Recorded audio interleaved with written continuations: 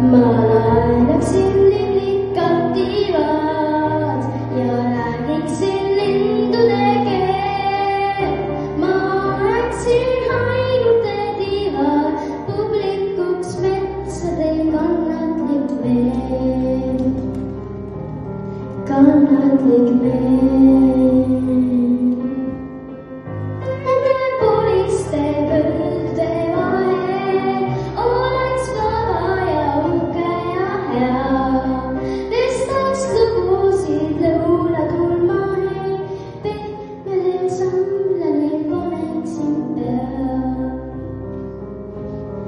paneksin pea. Ma laenaksin liblikad